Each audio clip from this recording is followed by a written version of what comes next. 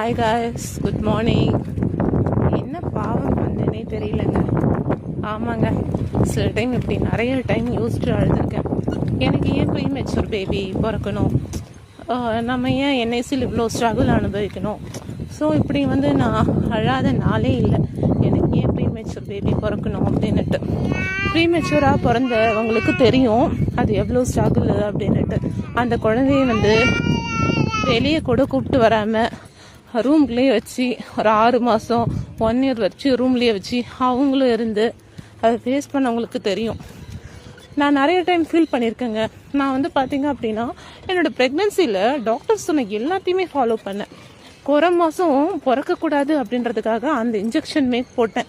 அந்த இன்ஜெக்ஷன் போட்டவங்களுக்கு தெரியும் அது எவ்வளோ கொடுமையான இன்ஜெக்ஷன் அப்படின்னுட்டு. ஒரு 100 days கிட்ட அந்த இன்ஜெக்ஷன் போட்டிருப்பேங்க. ஏன்னா அது பார்த்தீங்க அப்படின்னா வாரத்தில் ஒன்று தான் அந்த இன்ஜெக்ஷனு. அடுத்த வாரம் தான் சரியாகும். இந்த வாரம் போட்டோம் அப்படின்னா அதோட பெயின் பார்த்தீங்க அப்படின்னா அடுத்த வாரம் சரியாகும். அதுக்கப்புறம் பார்த்தீங்க அப்படின்னா மறுபடியும் சண்டே வந்துடும், போட ஆரம்பிச்சிடும். இப்படி ப்ரெக்னென்சி வரைக்குமே நான் ஸ்ட்ரகிள் தான் அனுபவிச்சேங்க. ஸோ அந்த ப்ரொஜெஸ்டரான் இன்ஜெக்ஷன் போட்டவங்களுக்கு தெரியும் அதோட பெயின் எவ்வளோன்ட்டு. இன்னும் நிறைய இன்ஜெக்ஷன்லாம் போட்டாங்க. ஸோ அதை பற்றி நான் அப்புறமேட்டு டீட்டெயிலாக சொல்கிறேன். குழந்தைய பார்த்தீங்க அப்படின்னா பிறந்த உடனே கையில் கூட வாங்கலைங்க. என்ஐசிக்கு தான் டைரெக்டாக கூப்பிட்டு போனாங்க. அப்படி கூப்பிட்டு போகும்போது என் குழந்தைய காமிங்கன்னு சொன்னோன்னு தான் ஒரு குழந்தைய மட்டும் கையில் காமிச்சாங்க. இன்னும் என் பக்கத்தில் வச்சு ஃபோட்டோ எடுத்தாங்க. இன்னொரு குழந்தைய பார்த்தீங்க அப்படின்னா அவங்களுக்கு பிறக்கும் போதே ப்ரீத்திங் இஷ்யூ இருந்ததுனால ஆக்சிஜன் வச்சு இது பண்ணிட்டாங்க. ஸோ 2 பேரையுமே கூப்பிட்டு போயிட்டாங்க. அடுத்த நாள் பார்த்தீங்கன்னா ஹாஸ்பிட்டலில் எனக்கு C-செக்ஷன்றதுனால நான், என் ஹஸ்பண்டு, என்னோட அக்கா இவங்க மட்டும்தான் இருந்தோம். பக்கத்தில் பார்த்தீங்க அப்படின்னா ஒரு குழந்தை பிறந்ததுங்க. அந்த குழந்தைய ஆப்ரேஷன் தேட்டர்லேருந்து வெளியே வரும்போது எல்லாரும் கை தட்டினாங்க, எல்லாரும் ஃபோட்டோ எடுத்தாங்க, எல்லாரும் கொஞ்சினாங்க. அப்போ எனக்கு ஒரே அழுகுங்க. இந்த மாதிரி கொடுப்பனை நமக்கு இல்லாமல் போயிடுச்சு. ரிலேட்டிவ்ஸ் ஃப்ரெண்ட்ஸ் பார்க்க முடியாத அளவுக்கு ஆயிடுச்சு. நம்ம என்ன பாவம் பண்ணோம் அப்படின்னு சொல்லி இன்னுமே நான் அதிகமாக ஃபேஸ் பண்ணேங்க. அதுக்கப்புறம் பார்த்தீங்கன்னா இதை விட கொடுமை என்ன அப்படின்னு பார்த்தீங்கன்னா எனக்கு C-செக்ஷன்றதுனால என்னை என்ஐசி குழந்தைய பார்க்கக்கூடாதுன்னு சொல்லிட்டாங்க. இந்த குழந்தைய பார்த்தீங்க அப்படின்னா இந்த சைக்கிளில் கூட்டு போகிற குழந்தைய நான் 10 நாள் கழிச்சு தாங்க பார்த்தேன். இதெல்லாம் கொடுமை. அதுவும் இன்னொரு குழந்தை 650 கிராம், அவங்களாம் எங்களுக்கு 70 days கிட்ட தான் கையில் கிடச்சாங்க. 70 days கிட்ட கையில் கிடச்சா. அவளை அவங்க அப்பா தான் ஃபுல்லாக போய் பார்ப்பாங்க, போய் பேசுறது எல்லாமே. ஸோ அவள் பார்த்தீங்க அப்படின்னா எல்லா குழந்தைங்களும் ஃபஸ்ட்டு அம்மான்னு தானே சொல்லும். ஆக்சுவலி பார்த்தீங்க அப்படின்னா அவள் அப்பான்னு தாங்க சொன்னான். ஏன்னா நான் நிறைய டாக்டர்கிட்ட ஃபீல் பண்ணாதனால இல்லை, என்னை அம்மான்னு கூப்பிடவே மாட்டுக்கிறா அப்படின்னுட்டு. நான் என்ஐசியில் போய் பார்க்கல அப்படின்றதுக்காக அவன் என்னை கூப்பிடலையா, அவளுக்கு என் மேலே அந்த பாண்டிங் இல்லையா அப்படின்ட்டு நிறைய டாக்டர் சொல்லுவாங்க. அப்படிலாம் ஃபீல் பண்ணாதீங்க, மதரோட பாசம் அவங்களுக்குள்ளே தெரியும், கூப்பிடுவாங்க அப்படின்னுட்டு. ஆனால் அவள் ஃபஸ்ட்டு கூப்பிட்டது அப்பா தாங்க. ஏன்னா என்னை என்ஐசிக்கு வர வேண்டாம்னு சொல்லிட்டாங்க. இந்த பாப்பா எனக்கு 12 days கையில் கொடுத்தாங்க. ஸோ இவங்களையும் நீங்கள் பார்த்துட்டா போதும். இவங்களும் ப்ரீமெச்சூர் இல்லையா, இவங்க அண்டர் வெயிட் பேபி தான், இவங்களும் 1.5 தான். ஸோ இவங்களோட வெயிட் கெயினுக்கு நீங்கள் ஃபோக்கஸ் பண்ணால் போதும். அந்த பாப்பாவை உங்கள் ஹஸ்பண்ட் பார்த்தா மட்டும் போதும். டிஸ்சார்ஜ் பண்ணும்போது நீங்கள் வந்தால் போதும், அந்த பாப்பா பார்த்தா போதும்னு சொல்லிட்டாங்க. ஸோ எனக்கு இவ்வளோ பார்க்குறதுக்கு, இவ்வளோ வெயிட் கெயின் கொண்டு வரதுக்கு அதுக்கே கரெக்டாக இருந்ததுங்க. என்ஐசியிலேருந்து பாப்பாவை நிறைய 2 பேருமே ஃபேஸ் பண்ணாங்க. ஸோ அதையுமே அவங்க என்ஐசியில் என்ன ஸ்ட்ரகிள் அனுபவிச்சாங்க, எப்படி இவ்வளோ தூரம் வந்தாங்க அப்படின்றதுக்காக நான் அடுத்த வீடியோவில் உங்களுக்கு கண்டிப்பாக சொல்கிறேன். இவங்களை நான் கூப்பிட்டு வந்ததுக்கப்புறமும் பார்த்தீங்க அப்படின்னா ரொம்ப ரொம்ப ஒவ்வொரு நாளுமே ஸ்ட்ரெஸ்ஸாக தாங்க கடந்தேன். ஏன்னா ப்ரீமெச்சூர் இல்லையா. ஸோ வெளியே தான் ஆர்கன்ஸ்லாம் டெவலப் ஆகும். அம்மா வயிற்றுல இருந்து ஃபுல்லாக பிறக்கிறதுக்கும் வெளியில் ப்ரீமெச்சூராக பிறக்கிறதுக்கும் வித்தியாசம் இருக்குது. ஸோ அம்மா வயிற்றுல இருந்தாங்க அப்படின்னா ஆர்கன்ஸ்லாம் நல்லா டெவலப் ஆகி நல்லா இதாக இருக்கும். இது வெளியே வளர்ந்ததுனால என்ன ஆகும் ஏதாகும், ஒவ்வொரு நிமிஷமும் மைண்டில் ஒரே நெகட்டிவ்னஸ் தான் அதிகமாக இருந்தது. பயமாகவே அந்த பயத்துலேயே இது பண்ணி வளர்த்துருந்தேன்.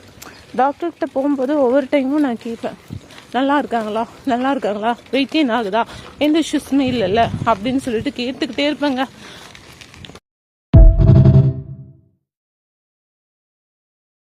ஆனால் நான் வந்து பார்த்தீங்க அப்படின்னா என்னோட என்னோட ப்ரெக்னன்சியில் நிறைய ஸ்ட்ரகிள் அனுபவிச்சுன்ட்டு வீட்டுக்குள்ளேயே இருந்தேன், பெட்லேயே படுத்திருந்தேன்.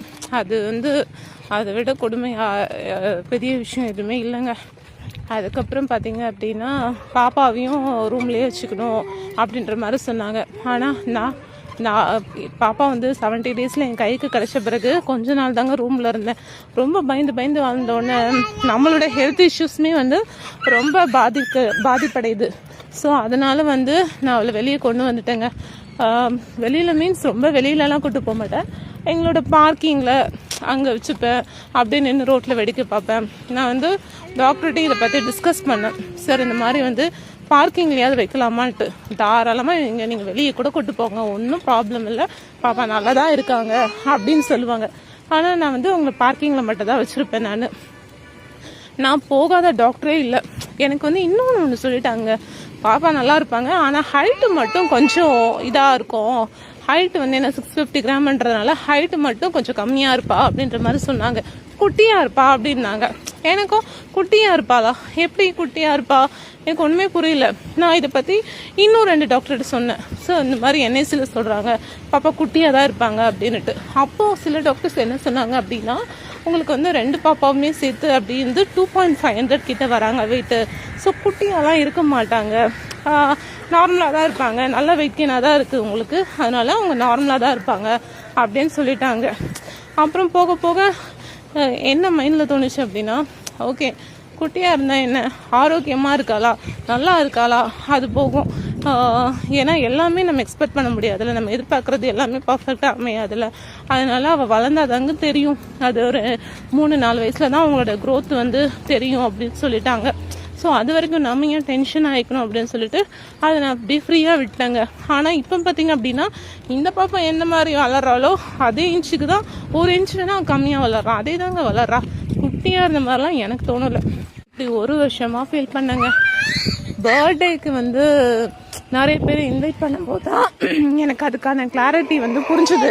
ஒருத்தவங்க சொன்னாங்க, நான் அவங்கக்கிட்ட ரொம்ப ஃபீல் பண்ணி சொன்னேன், நான் டாக்டர் சொன்ன எல்லாத்தையுமே பண்ணேன், எனக்கு ஏன் இவ்வளோ ப்ரீமெச்சூராக பிறக்கணும் பேபி, நான் ரொம்ப ஸ்ட்ரகிள் அனுபவிச்சேன், எனக்கு ரொம்ப கஷ்டமாக இருக்குது, நான் என்ன பாவம் செஞ்சேன்னு தெரியல அப்படின்ற மாதிரி சொன்னேன். அதுக்கு அவங்க சொன்னாங்க, அந்த வார்த்தையை கேட்டோன்னே மனசு அப்படியே நிம்மதி ஆயிடுச்சுங்க, இதை விட வேறு என்ன வேணும் அப்படின்ற மாதிரி ஆயிடுச்சுங்க. என்ன சொன்னாங்க அப்படின்னா, மேம் இந்த மாதிரி வந்து எங்கள் மாமியார் ஒருத்தங்க இருக்காங்க, அவங்களுக்கு வந்து 80 ஏஜ். ஸோ அவங்க அடிக்கடி சொல்லுவாங்க, இந்த உலகத்தில் புண்ணிய குழந்தை மட்டும்தான் பூமியில் வந்து வளரும் அப்படின்னு சொல்லுவாங்களாம்.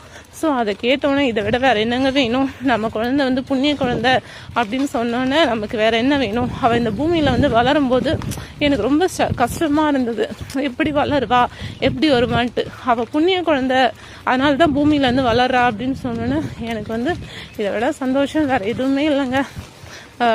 என்னோட 1 இயருக்கான ஃபீலிங்ஸ்க்கு வந்து ஒரு விடை கிடச்ச மாதிரி ஆயிடுச்சு எனக்கு. அந்த மேம் சொன்னாங்க, இது நாம் சொன்னால் கூட பரவாயில்ல இந்த ஏஜ்க்கு, அந்த காலத்தில் 80 வயசு 90 வயசில் இருக்கவங்களாம் இதை தான் சொல்லுவாங்க அப்படின்ட்டு.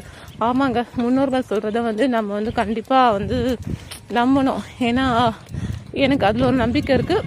ஸோ அதனால் நான் நம்புகிறேன், முன்னோர்கள் சொன்னால் வந்து கரெக்டாக இருக்கும் அப்படின்னுட்டு.